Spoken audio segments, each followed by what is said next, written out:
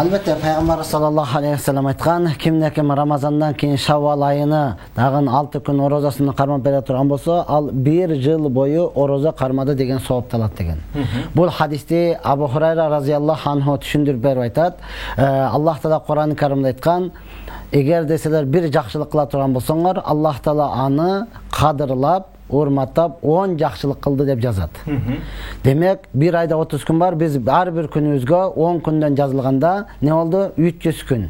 Al эми 1 жылдыкка 360 gün болот байбы? Эми 6 күндү кармап кое турган болсоңор, ошондо 360 gün. Бул 1 жыл бою ороза кармады деген сауапты алат деген.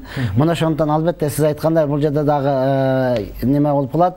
Алымдарыбыздын эки көз карашы бар. Албетте дин жеңил, ушул Шавал айынын ичинде бөлүп кармаса боло берет дейт. Бирок эң негизгиси жок, 6 күндү улантып кармаган бул жакшыраак.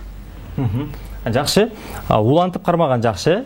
Бирок бир айдын ичинде 6 күндү 1 күндөн 2 күндөн эс алдырып бөлүп кармаса деле ал деле жарай берет, э? Ал деле жарай берет. Албетте Аллах Таала кадырлоочу зат.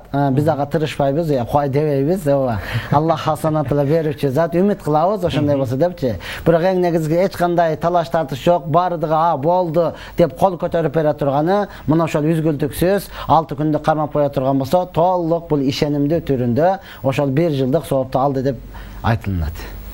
Жакшы.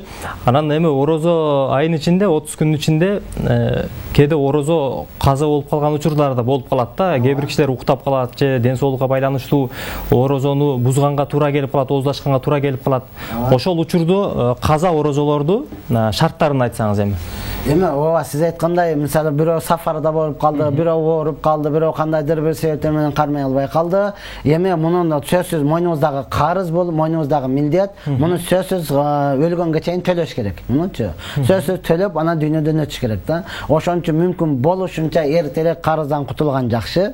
Карыздан. Бүгүн эле караң, жөнөкөй эле бир адамдан 1000 сом карыз болсоң канча качасың, э? Телефонду өчүрүп коюп, мындай номери жок деп коюп, аркаңдан келсе дагы балаңды чыгарып, үйдө жок деп кой деп, бала жаш бала да үйдө жок деп кой деди дейт. Байкуш ал уялгандан кетип атат. Макул, бул дүйнөдөгө качып эптеп кутулат экенсиң. Биз сааттын жебеси чыкылдаган сайын азыр кабырга карап жакындап атабыз.